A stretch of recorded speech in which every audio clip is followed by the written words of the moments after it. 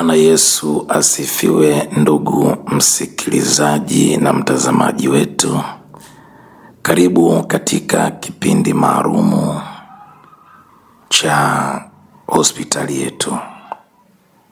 Na hapa tutapata wasaa wa kuangalia na kuona maendeleo ya hospitali yetu iliyo chini ya kanisa takatifu la Jehova lililopo kule Kifuru.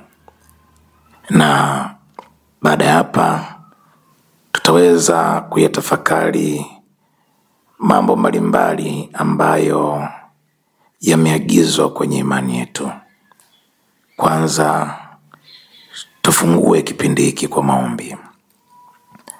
Baba, katika jina la mwanao mpendwa Yesu Kristo, asante kwa sababu ya neema yako nyingi ambazo umetukirimia sisi tulio wana wako.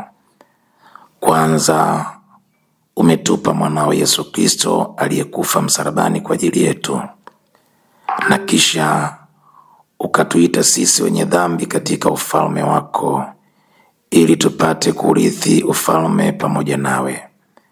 Tunakukaribisha katika kipindi hiki maalumu cha hospitali yetu, maana wewe ndiye uliyetubariki, ukatupa akili na maarifa, lakini ukatupa afya pia. Tunaendelea kuwakumbuka ndugu zetu ambao wako hospitalini wakiuguzwa katika vitanda vyao, na waliopo majumbani pia, na wengine wakiwa hawana tumaini lolote, lakini tunaamini ya kwamba mkono wako wenye nguvu utaendelea kutumia mikono ya madaktari na wauguzi pamoja na watumishi wako wanapoombea ili waweze kusimama tena na kuendelea na shughuli zao. Ni katika jina la Yesu Kristo ninamweka mtazamaji wangu mikononi mwako ili apate neema ya kuendelea kujifunza mengi kwa habari ya ufalme wa Mungu, lakini pia kuendelea kujifunza jinsi ya kutembea katika imani yetu uliotuitia. Ni katika jina lako Yesu Kristo ninaomba na kushukuru. Amen. Ndugu mtazamaji wangu, ninapenda kukukaribisha katika kipindi hiki maalumu cha hospitali yetu. Na kama ilivyo kawaida, watu wa Mungu wanapokutana hawaachi kuyasoma maneno ya Mungu, maana neno la Mungu ndio taa na mwanga utuongozao popote tunapokwenda. Ninaomba ufungue Biblia yako katika kile kitabu cha Mathayo 25. Tutasoma ule mstari wa 31 hata ule mstari wa 46. Ndiko ambapo Roho wa Bwana ametamani tushirikiane katika kuyatafakari maneno ya Mungu. Biblia inasema katika ule mstari wa 31 Mathayo 25, hapo atakapokuja mwana wa Adamu katika utukufu wake na malaika watakatifu wote pamoja naye, ndipo atakapoketi katika kiti cha utukufu wake, na mataifa yote watakusanyika mbele zake, naye atawabagua kama vile mchungaji abaguavyo kondoo na mbuzi. Ataweka kondoo mkono wake wa kuume na mbuzi mkono wake wa kushoto. Kisha mfalme atawaambia wale walioko mkono wa kuume, njooni mliobarikiwa na Baba yangu, urithini ufalme uliowekwa tayari tangu kuumbwa kwa ulimwengu. Kwa maana nalikuwa na njaa, mkanipa chakula; nalikuwa na kiu, mkaninywesha; nalikuwa mgeni, mkanikaribisha; nalikuwa uchi, mkanivika; nalikuwa mgonjwa, mkaja kunitazama; nalikuwa kifungoni, mkanijia. Ndipo wenye haki wakatapomjibu wakisema, Bwana, ni lini tulipokuona una njaa tukakukaribisha tukakulisha, au una kiu tukakunywesha? Tena ni lini tulipokuona mgeni tukakukaribisha, au uchi tukakuvika? Na lini tena ulipokuwa mgonjwa au kifungoni tukakujia? Na mfalme atajibu atawaambia, amini nawaambia, kadiri mlivyomtendea mojawapo wa ndugu zangu walio wadogo, mlinitendea mimi. Kisha atawaambia wale walioko mkono wake wa kushoto, ondokeni kwangu mliolaaniwa, mwende katika moto wa milele uliowekwa tayari Ibilisi na malaika zake.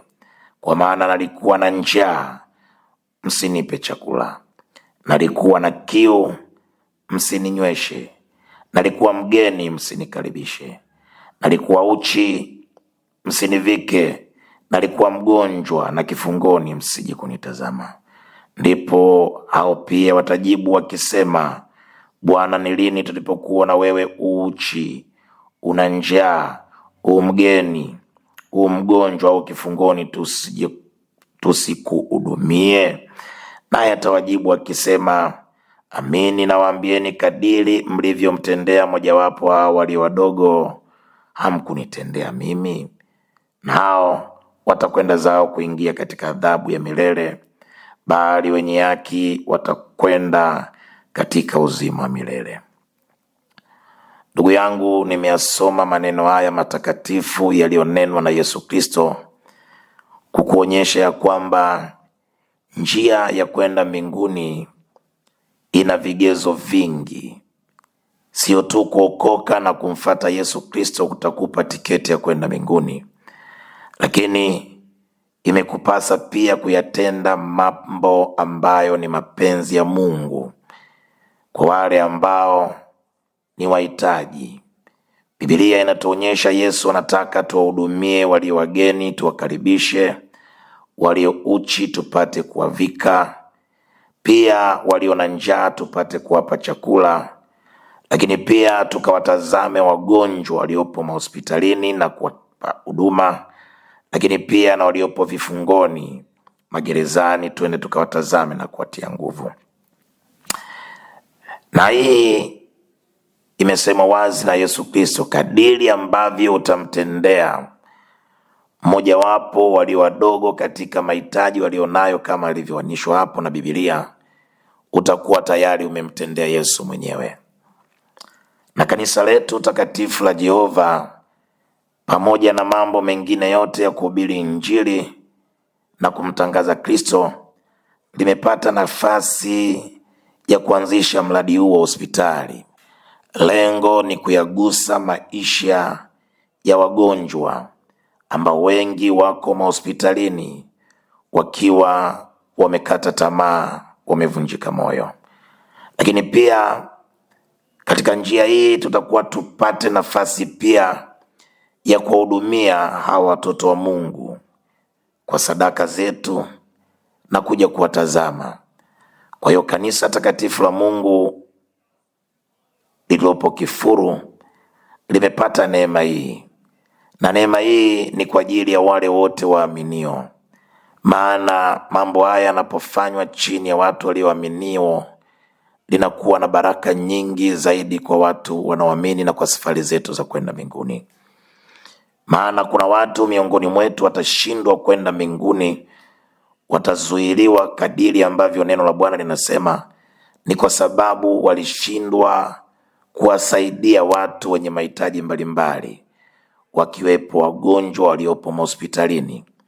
Kwa hiyo mradi huu ni moja kati ya njia itakayokusaidia wewe kuyagusa maisha ya wagonjwa ambao hawana uwezo, na wengine wapo wamekata tamaa, ili uweze kuchuma baraka na kuingia katika ufalme ule wa mbinguni. Shida na mahitaji ya wagonjwa na wale watu mbalimbali ni ngazi ya mimi na wewe tulio katika Kristo Yesu kupanda kwenda mbinguni. Yako maneno mengi ambayo yamezungumzwa hata katika Biblia, mfano wa yule tajiri pamoja na yule maskini Lazaro, ambaye alikuwa akiwekwa katika mlango wake akiwa na vidonda vingi na pia akiwa na uhitaji. Lakini tajiri yule alifikiria kwamba mali zake alizopewa ni kwa ajili yake peke yake. Kumbe Bwana alimpa pia kwa ajili ya kugusa maisha ya wahitaji. Alishindwa kumchukua masikini yule na kumpeleka hospitali. Alishindwa kumpa chakula, hata akawa akila makombo yaliyoanguka katika meza yake. na Biblia inaonyesha kwamba mbwa walikuja wakavilamba vidonda vyake. Ndivyo ambavyo ugonjwa wake ulihudumiwa na mbwa, lakini Biblia inasema yule maskini akafa akaenda mbinguni, na siku ilipofika na tajiri naye alikufa akaenda kuzimuni, mahali pa mateso milele. Maana yake ni nini? Alitumia mali zake kwa ajili ya anasa, lakini akutamani kuyagusa maisha ya wahitaji mbalimbali. Niendelee kukukumbusha tena ya kwamba ngazi ya kwenda mbinguni ina hatua nyingi. Tunapaswa kuokoka, ni sawa. Tunapaswa kumfuata Kristo, ni sawa. Tunapaswa kuomba na kusoma neno, ni sawa kabisa. Lakini Bwana ameweka wahitaji mbalimbali mbele ya macho yetu na katika dunia hii, ili tuyaguse maisha yao, ikiwa ni sehemu pia ya ngazi yetu ya kwenda mbinguni. Na hapa tunafungua milango kwa wale ambao ni Wakristo walio tayari kuyagusa maisha ya wagonjwa kupitia mradi huu wa hospitali, ili wanyoshe mikono yao, watoe sadaka na kuweza kusaidia mradi huu ili ufikie lengo la kuwagusa maisha ya wagonjwa kama ni sehemu ya ngazi yetu ya kwenda mbinguni. Lakini nimetamani pia ufungue Biblia yako katika kile kitabu cha Yakobo 1. Nitasoma ule mstari wa 27. Biblia inasema, dini iliyo safi isiyo na taka mbele za Mungu Baba ni hii: kwenda kuwatazama yatima na wajane katika dhiki yao na kujilinda na dunia pasipo mawaa. Kumbe kujilinda na dunia pasipo mawaa, lakini pili kuwatazama wajane katika dhiki zao. Lakini Mathayo anatuongezea lengine aliyosema Yesu: kugusa maisha ya wahitaji, walio uchi, walio na njaa, walio vifungoni, walio wageni, lakini pia hata wagonjwa.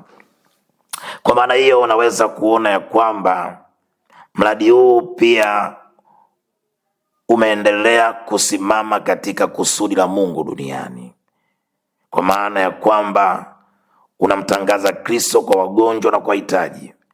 Unapomwangalia mgonjwa, haumuoni mgonjwa kama mgonjwa, lakini mimi ninaona mgonjwa yule kama ni kijana, ana baba na mama, ana dada na watoto na shangazi na mjomba, na kupitia kanisa kuwagusa wagonjwa hawa, ina maana amesababisha kueneza injili ya Kristo kwa wale wote walio na mahusiano na mgonjwa yule, na kuliona kanisa na watu wa imani ni watu wenye huruma na upendo kama alivyo Bwana wao Yesu Kristo. Ni kitu cha kusikitisha kusema kwamba kanisa la sasa limekuwa ni kanisa lisilogusa maisha ya wahitaji. Ni kanisa ambalo linaeneza injili, linahubiri na kutoa mapepo, lakini juhudi za kugusa wahitaji zimekuwa ni ndogo sana. Yatima, wajane, walio uchi wengi, walio na njaa wengi, walio wagonjwa, walio vifungoni, hatujatoka kwenda kuwahudumia.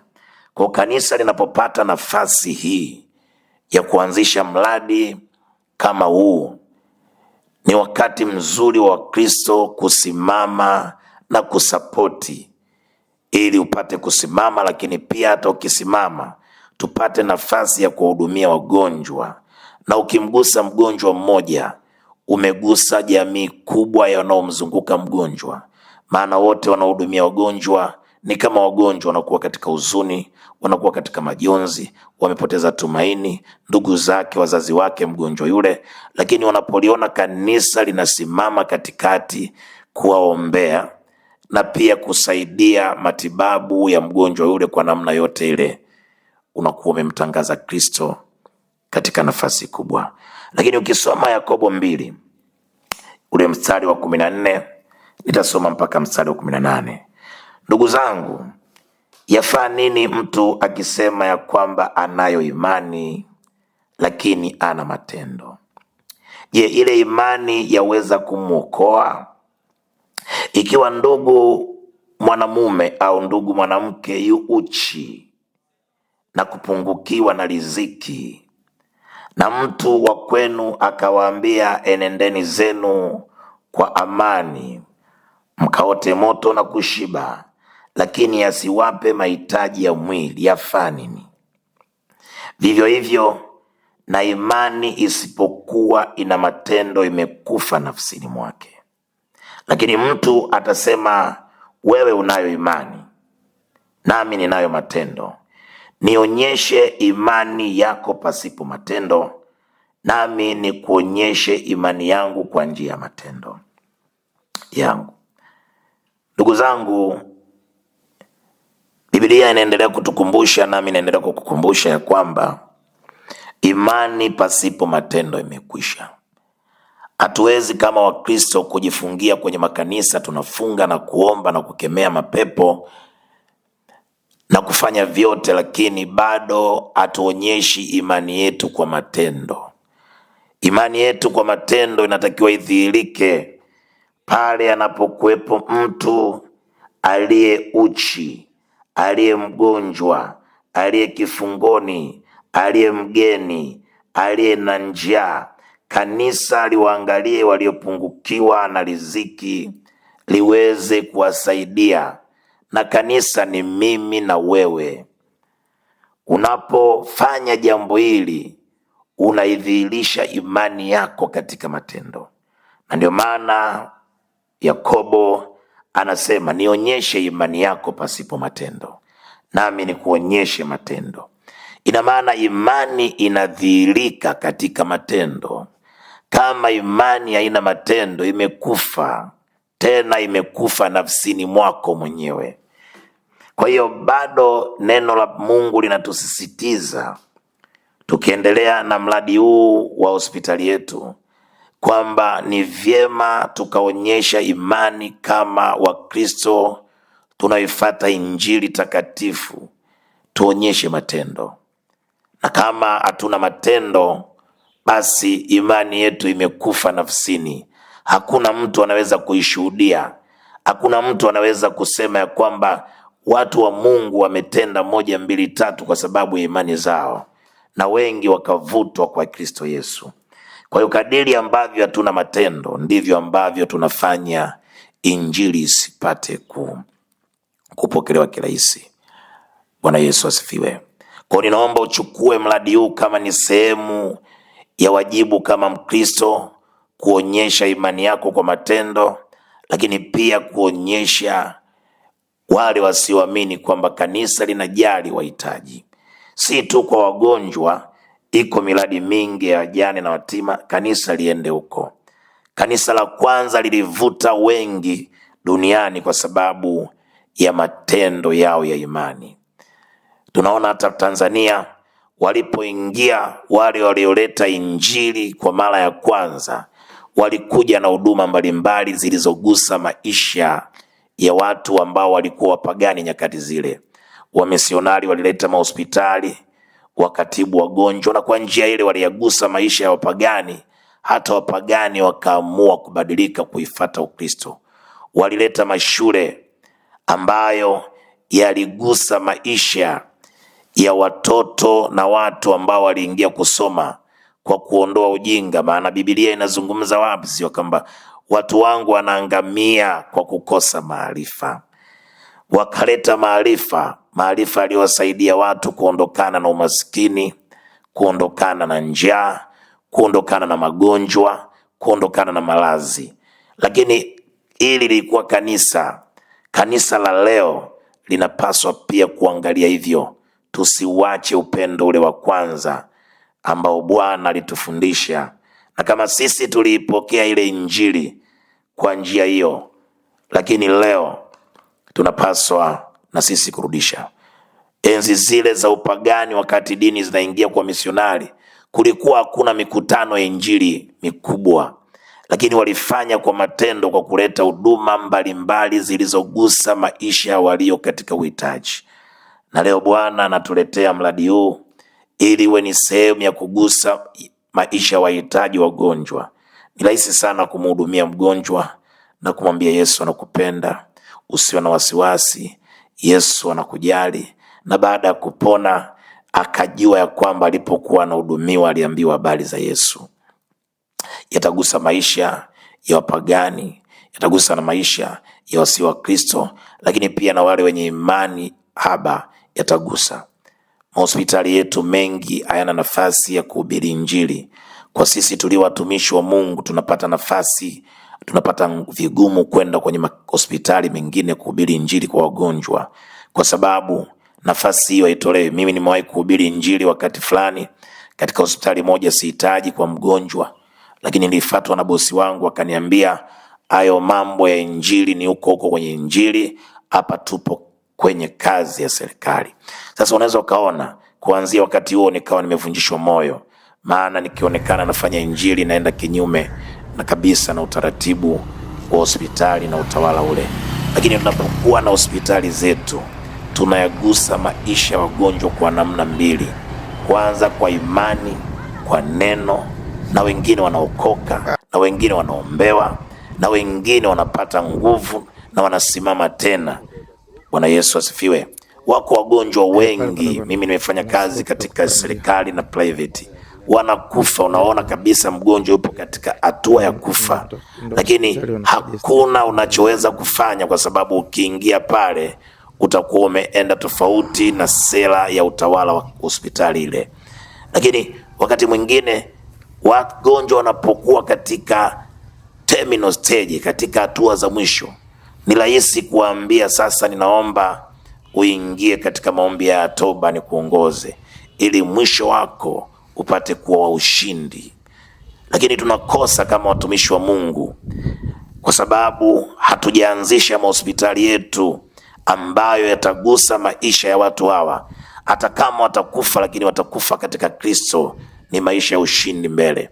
Leo kuna wachungaji na walokole wengi na wakristo wengi leo wapo mahospitalini, hakuna wachungaji wanaenda kuwaona, kwa sababu wengine wamezuiliwa na sera mbalimbali. Lakini unapokuwa na hospitali kuanzia asubuhi mpaka jioni, wako watumishi wa Mungu wakiwa huru, wanaombea, wanaona wagonjwa, na hata wanapokuwa katika hali yote ya kufa, basi tayari kama hajabatizwa anapata nafasi ya kubatizwa, kama hajaongozwa sala ya toba anaongozwa sala ya toba. Kanisa limemtangaza Kristo na kupeleka wengi mbinguni. Lakini pia tumeweza kuona mara nyingi sana ya kwamba mahospitalini zipo nguvu nyingi za giza ambazo shetani amekuwa akitenda na kuzichukua nafsi za watu wengi. Wachawi, waganga, washirikina wanaenda hospitalini kuua na kutoa makafara.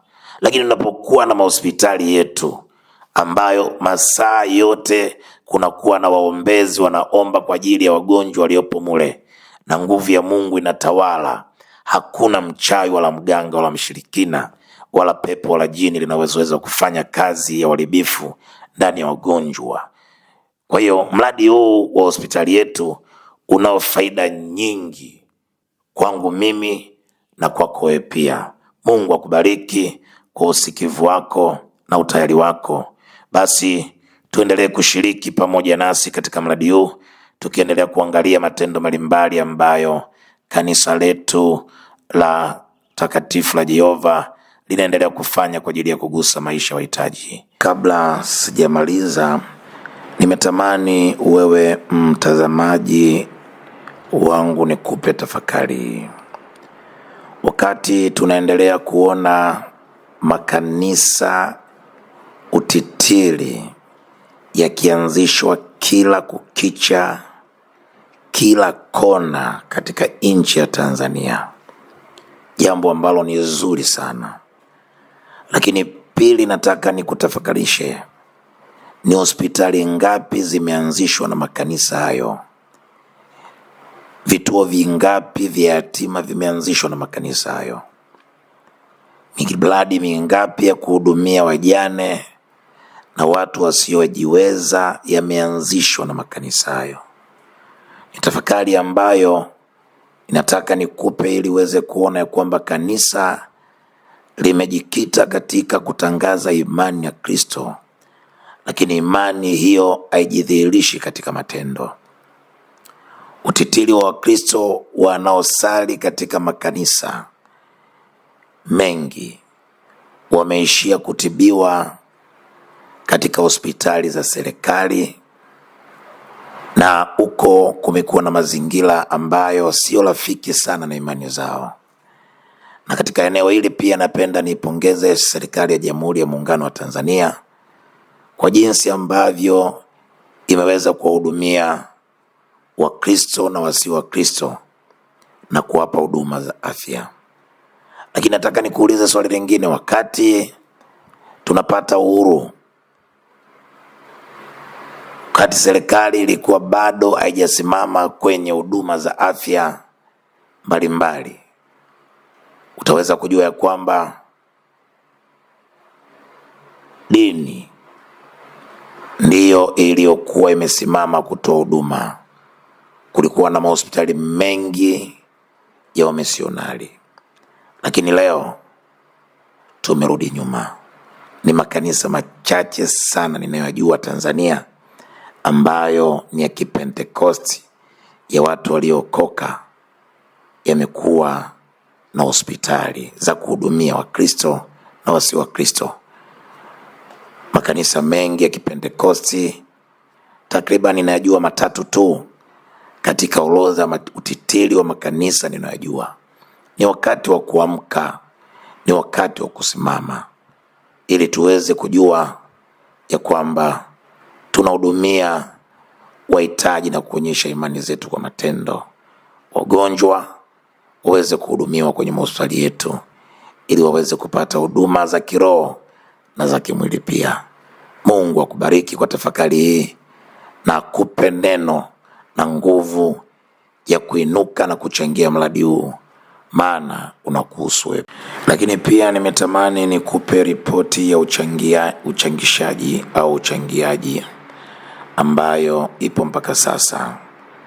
Toka tumeanza kutangaza uchangishaji kwa ajili ya mradi huu, jumla ya shilingi milioni 12,150,000 zimechangwa, huku shilingi milioni 12 zikiwa zimechangwa na huduma ya Jesus Reigns Restoration Ministry ya Marekani, ambayo inaongozwa na Pastor Elder Sims pamoja na mke wake Felician Boke Sims, wote wakazi wa Marekani. Waliposikia habari ya mradi huu, walibeba jambo hili kama la kwao. Japo wanaishi Marekani, lakini waliona ni wakati mzuri wa kusaidia huduma ya wagonjwa na kugusa maisha ya wagonjwa kwa imani na kwa matendo nchini Tanzania. Lakini niseme neno moja kwa Watanzania wenyewe, wamekuwa nyuma sana kuitikia wito huu kwa Wakristo mbalimbali. Jumla ya shilingi 150,000 tu zimechangwa na Watanzania wote ambao wamepata ujumbe wa kuchangia. Jambo hili ni jambo ambalo unapaswa kujioji wewe mwenyewe, ya kwamba kama tu bado tunachangiwa na watu wa nje ili kuwasaidia Wakristo wenzetu waliopo Tanzania na wasio Wakristo walio wagonjwa, hii ina maana bado hatujafanikiwa kutangaza imani kwa matendo. Na maana nyingine, imani yetu imekufa nafsini mwetu. Inuka sasa, anza kuifufua imani yako kwa matendo, ili uweze kuchangia na kugusa maisha ya wagonjwa. Mungu akubariki, Mungu ainue imani yako na kuiweka katika matendo. Ili pia nipende kukufikirisha kwamba ndio maana wenzetu hawa wanazidi kubarikiwa na kuinuliwa na Mungu, kwa sababu kila wanapoona kwenye uhitaji, wenyewe wanafikiri kwamba hii ni fursa kwao kugusa moyo wa Kristo. Maana Kristo ni upendo. Anasema mkopeshaye maskini amemkopesha Mungu. Watu hao wanagusa moyo wa Mungu kwa upendo, na ndio maana Bwana anarejesha upendo kwao.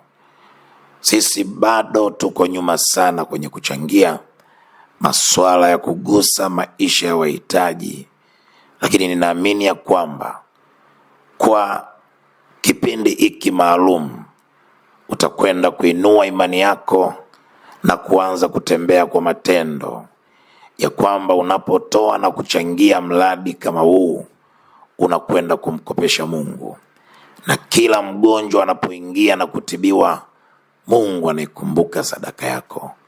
Bwana endelee kukubariki unapotafakari maneno haya, na Kristo kupitia Roho Mtakatifu aseme nawe kwa habari ya kuchangia hospitali hii.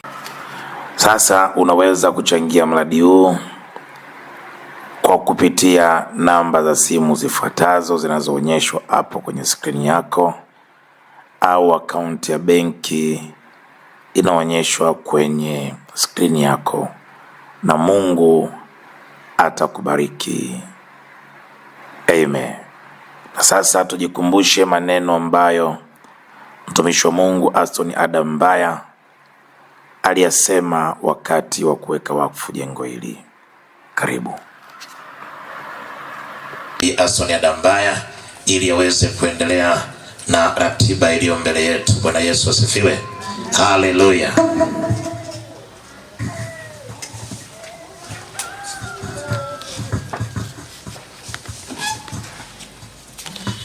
Ok, shalom à tous. Shalom kwa wote. Cet événement est d'une grande importance. Tukio hili ni la muhimu sana. Aujourd'hui, nous nous réunissons pour une histoire qui sera marquée pour toujours ici à Tanzanie. Leo tunakutana kwa jambo hili ambalo litabaki daima hapa Tanzania. La présentation de notre premier hôpital. Kuwa na uwezo wa kuwa na hospitali hapa, qui n'est que le début d'un grand projet de la communauté, ambayo ni mwanzo kabisa wa miradi mikubwa ya kanisa hili. Et nous exprimons toute notre reconnaissance à tous les conviés et les convives. Na tunashukuru kwa wote waliofanya hivi na lile ili kwamba mradi ufaulu. De votre disponibilité de se présenter aujourd'hui dans cet endroit. Na pia tunashukuru kwa nyinyi wote kujipatia muda wa kuwa hapa na Musa. Vous qui avez laissé vos multiples responsabilités mliacha kazi zenu manyumbani kwenu et prendre part à cette grande inauguration de mkakubali kuja hapa katika uko kuwekwa wakfu kwa hospitali. Que Dieu vous bénisse abondamment. Bwana awabariki sana. Que Dieu bénisse vos familles. Bwana abariki familia zenu. Que Dieu se souvient de vous. Bwana awakumbuke. Et c'est pour ces quelques minutes que nous allons profiter de votre présence. Na awakumbuke kwa sababu mmejipa muda kuja kufika hapa. En tout cas, que le Seigneur se souvient de vous. Kusema kweli Bwana na awabariki sana. Alors j'aimerais juste entrer au vif du sujet. Ningetaka niongee kidogo kuhusu hiki kilichotukutanisha hapa. Comme les enfants de Dieu ne se réunissent pas sans lire la parole de Dieu. Kwa ajili wana wa Mungu hawawezi kukutanana bila kusoma neno. J'aimerais sous la permission de vous tous lire la parole du Seigneur. Ningetaka tusome neno la Bwana. C'est dans le livre de Jérémie chapitre 8 le verset 22. Katika kitabu cha Yeremia 8:22. Il est écrit: N'y a-t-il pas de baume en Galade? Je, hakuna dawa remote Gileadi? N'y a-t-il point de médecin?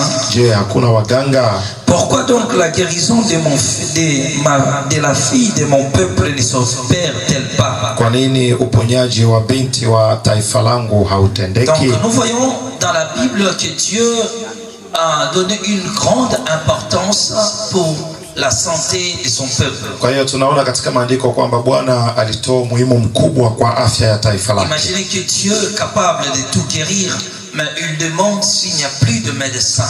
Ona Mungu aliye na uwezo wa kuponya yote, lakini bado anauliza hakuna waganga. Pour dire que l'église n'est pas seulement pour propager la sainte évangile et la guérison divine. Ikimaanisha kwamba hata kama kanisa lina uwezo wa uponyaji wa kiungu na kuhubiri neno, il doit aussi tourner son regard sur ceux qui sont malades, qui ont besoin de l'assistance de l'hôpital. Lakini zaidi ya hapo pia inabidi kukumbuka ya kwamba hospitali pia ina kazi ya kufanya kwa wale ambao ni wagonjwa. Les efforts de vous tous a permis la réalisation de ce grand projet inimaginable. Na nguvu zenu nyote zimechangia ili mradi huu uweze kuwepo. Dieu a permis que ensemble nous puissions tous bâtir une œuvre qui restera pour toujours. Bwana ameruhusu kwamba sote pamoja tuweze kufanya kazi hii kubwa itakayobaki daima. Nous voulons juste respecter la parole de Dieu.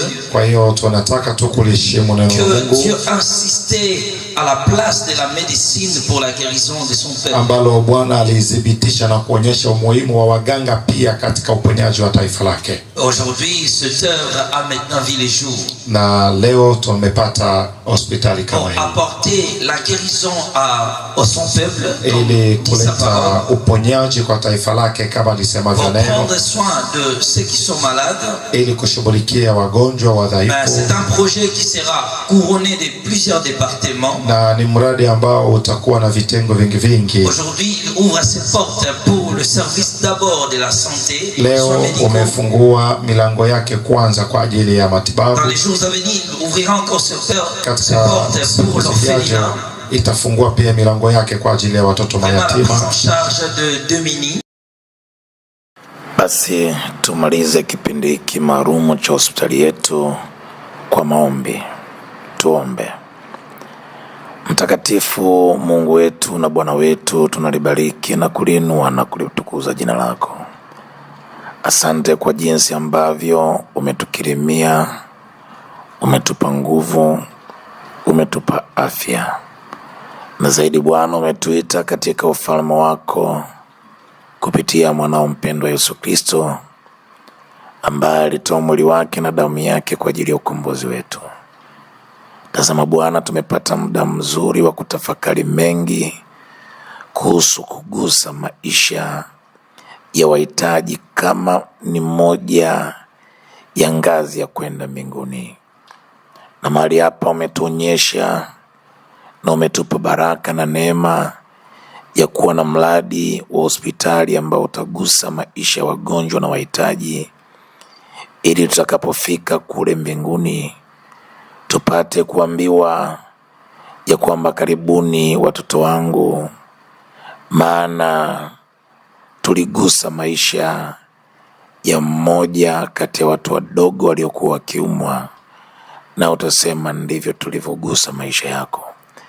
Asante Yesu Kristo, kwa sababu umeinua imani ya matendo kupitia neno lako, ili tuyaguse maisha yako kupitia wagonjwa walio katika maisha yetu.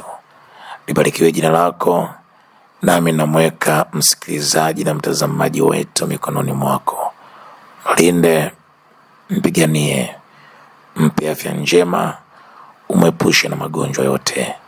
Katika jina la Yesu Kristo ninaomba na kuabudu. Amen.